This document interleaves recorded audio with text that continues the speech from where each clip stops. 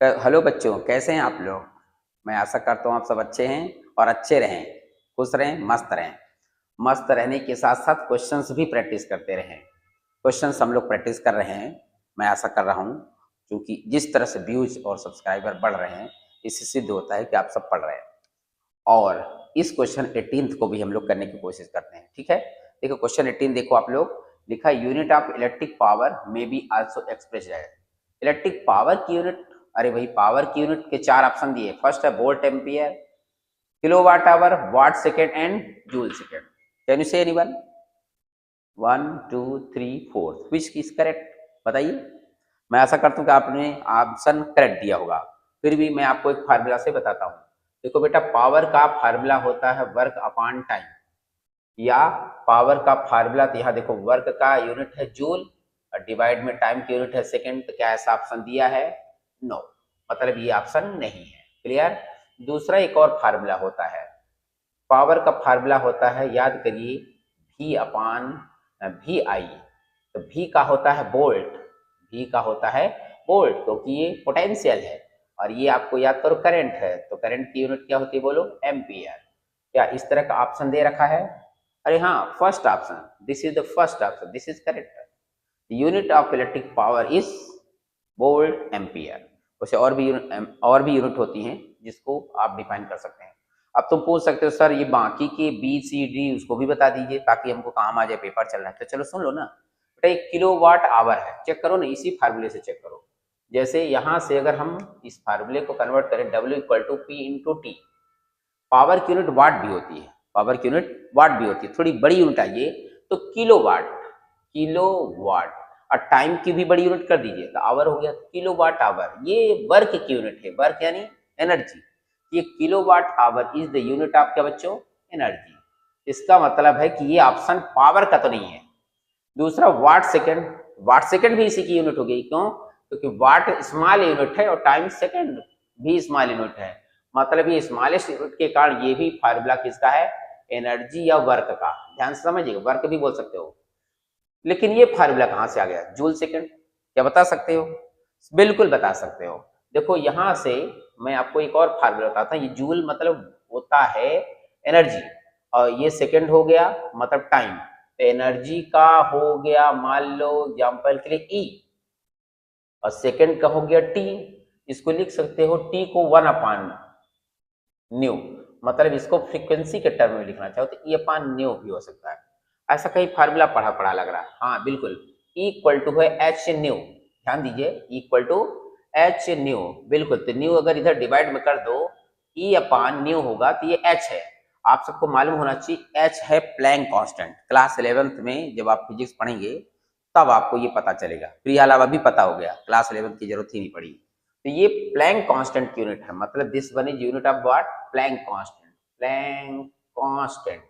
ये बहुत बड़े साइंटिस्ट थे बेटा, इन्होंने क्लासिकल थ्योरी दिया था। इन्हीं की थ्योरी पढ़ के आइंस्टीन, जिसको आइंस्टीन लोग बोलते हैं, आज जो है आप जानना चाहिए, मास एनर्जी इक्विवेलेंट का रिलेशन दिया था, इक्वल टू एमसी स्क्वायर। चलिए, तो फ्री हाल इस क्वेश्चन का आंसर क्लियर हो गया। ठीक, अब इसको इरेज करके दूसरे क्वेश्चन को देखते हैं। 18th क्वेश्चन क्लियर है? बहुत सही, सबको क्लियर है ना बच्चों? बिल्कुल जोर से बोलो, ठीक है ना? एक बार पढ़ा रहे थे क्लास में और मैंने बोला कि जोर से बोलो, तो बच्चों ने बोला जय माता दी। बेटे यहाँ जय माता दी नहीं बोलना, यहाँ टॉपिक को बोलना है। तो क्या क्वेश्चन बोला है? A child has drawn the electric circuit to study Ohm's law.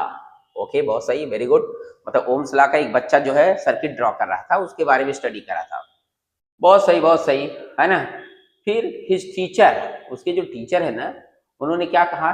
Told circuit diagram needs correction. मतलब ये सर्किट में कहीं ना कहीं एरर है, गलतियां हैं, कमी है। ठीक है, बहुत सही। तो इसका मतलब है कि सर्किट को उन्होंने कहा कि फिर से स्टडी करो, redraw it after making all the correction. तो मतलब इसको पहले से हम क्या करें? स्टडी करें और फिर रीड्रॉ करते हैं। रीड्रॉ करने के लिए हमें तो ये जानना चाहिए कि सर्किट में क्या क्या जुड़ा है, क्या क्या फॉल्ट है।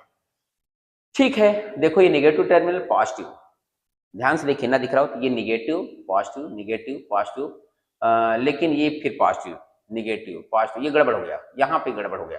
मतलब पहला तो सेल का कॉम्बिनेशन करेक्ट नहीं मतलब हमें सेल का कनेक्शन सही से करना पड़ेगा। राइट है, जिसको सेल का कॉम्बिनेशन को बैटरी कहते हैं। मतलब first we need to correct the cell. चलिए वापस आते हैं। दूसरी फॉल्ट है कि ये नेगेटिव टर्मिनल है और नेगेटिव से करंट ड्रॉ नहीं होती, हमेशा करंट पॉजिटिव से नेगेटिव जाती है। तो मतलब सेकेंड नंबर है कि direction of current, we need to correct what, direction of current. मतलब उस बच्चे को करंट को भी करेक्ट करना पड़ेगा, डायरेक्शन ऑफ करंट को भी करेक्ट करना पड़ेगा। दो बातें क्लियर हो गई। तीसरे नीचे आइए, रजिस्टर के साथ देखो, मैं फिर से बोल रहा हूं, ये अमीटर पैरेलल में जुड़ा है। बाप रे, इतना गलत पढ़ा दिया। आप लोगों ने देखा होगा पीछे पहले भी क्वेश्चंस आए हैं जिसमें हमने पढ़ाया था कि ammeter is always connected in क्या, सीरीज। मतलब ये गड़बड़ हो गया। अमीटर का कनेक्शन मतलब अमीटर, अच्छा वोल्ट मीटर भी गलत किया है, वोल्ट मीटर भी गलत है, वोल्ट मीटर पैरेलल में जुड़ना चाहिए, ये गड़बड़ आ गया। मतलब ammeter and voltmeter both are not connected properly. मतलब बहुत सारी चीजें कमियां हैं बच्चों, ठीक है। और तो इन कमियों को हम लोग क्या करते हैं, बिल्कुल करेक्ट करते हैं ये सब चीजों को। तो सबसे पहले सेल्स को करेक्ट करते हैं, मैं अलग से ड्रॉ करता हूं, लुक इट। तो 1 2 3 4 5 6 7 8 कॉम्बिनेशन है। मतलब 1 पॉजिटिव टर्मिनल, फिर नेगेटिव, पॉजिटिव, फिर negative, positive negative, positive negative, कितना हो गया 1 2 3 4 5 6 7 8। क्लियर है, 8 सेलों का कॉम्बिनेशन हो गया बच्चों, बहुत सही, ये क्लियर हो गया। This one is what, positive terminal, this one is what, negative terminal. Clear, पहला हमने सही किया, बोलो सेल का कनेक्शन। तो जो जो करेक्ट करते चलते हैं उसको इरेज करते चलते हैं। क्लियर हो गया।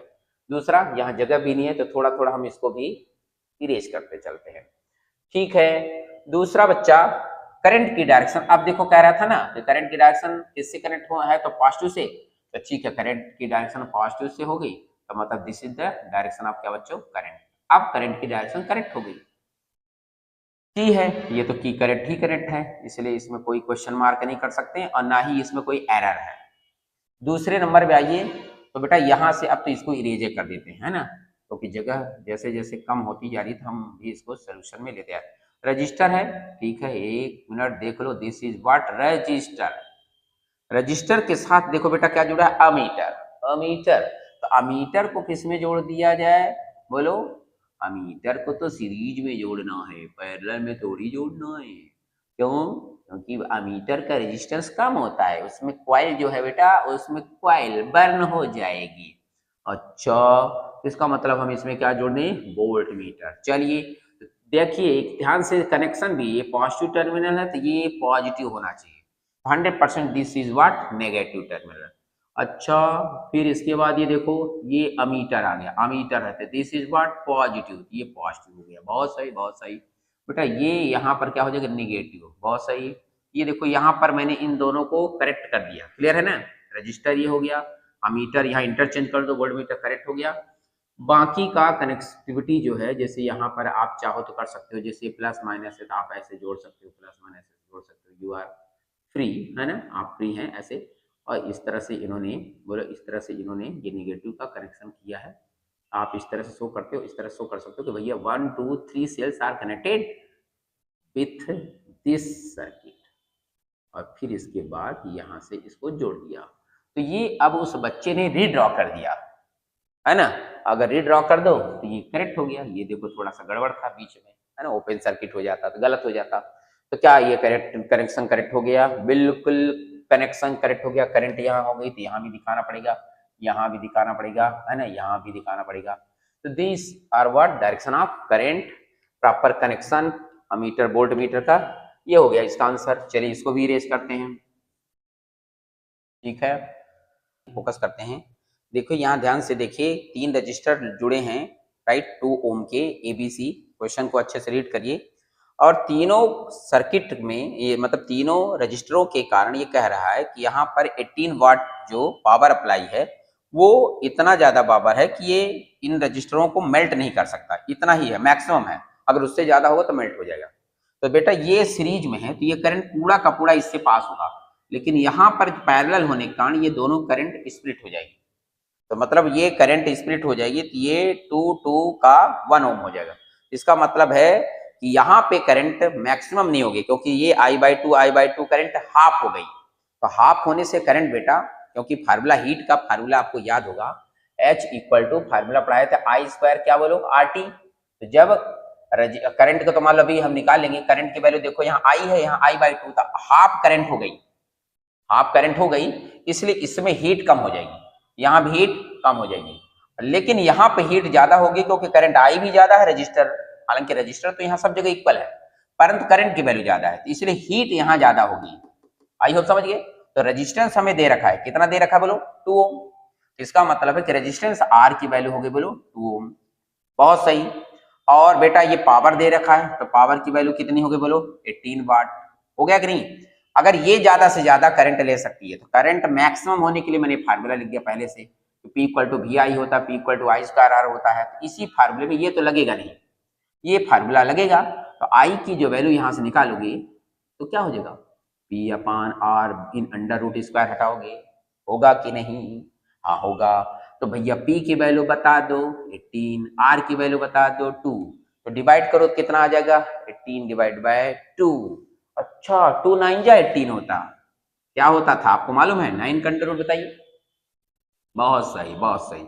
मतलब ये जो है मैक्सिमम कितना करंट बोलो एडजस्ट कर सकती है 3 एम्पियर, और ये जो करंट होगी 3 एम्पियर नहीं होगी, 3 एम्पियर से करंट कम होगी। तो बोलो कि सर इसमें सब सीरीज पहले लगा के कर सकते, बिल्कुल कर सकते थे, कर सकते थे, लेकिन मैं हीट की बात कर रहा हूँ। हीट इसमें 3 एम्पियर से ज्यादा करंट नहीं हो सकती का ऐसा ऑप्शन वाला है नहीं। हालांकि ऑप्शन वाला नहीं है तो फिर भी आप बताओगे कि मैक्सिमम करंट कितना एडजस्ट कर सकती है 3, इसमें कहीं भी ऑप्शन नहीं दिया है, तो आंसर 3 लगाना। ठीक है, लिखा है ना फाइंड द मैक्सिमम करंट, तो मैक्सिमम करंट ओनली कितना है 3 एम्पियर, इसमें लोगे तो 3/2, इसमें 3/2 मतलब कितना 1.5 तो मिनिमम है।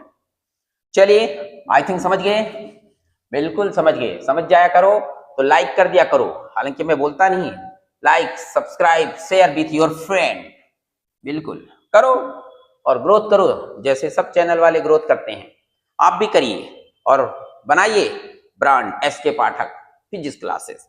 चलिए 21 question, should the resistance of an ammeter be low और हाई, गिव रीजन। अरे यार कुछ देर पहले बताए, इसमें फिर से हमें हल्ला मचाना पड़ेगा, क्या बताना पड़ेगा। हाँ बिल्कुल नहीं बताना पड़ेगा। रेजिस्टेंस ऑफ अमीटर कितना होता है भैया, मैंने रेजिस्टेंस ऑफ अमीटर लो होता है।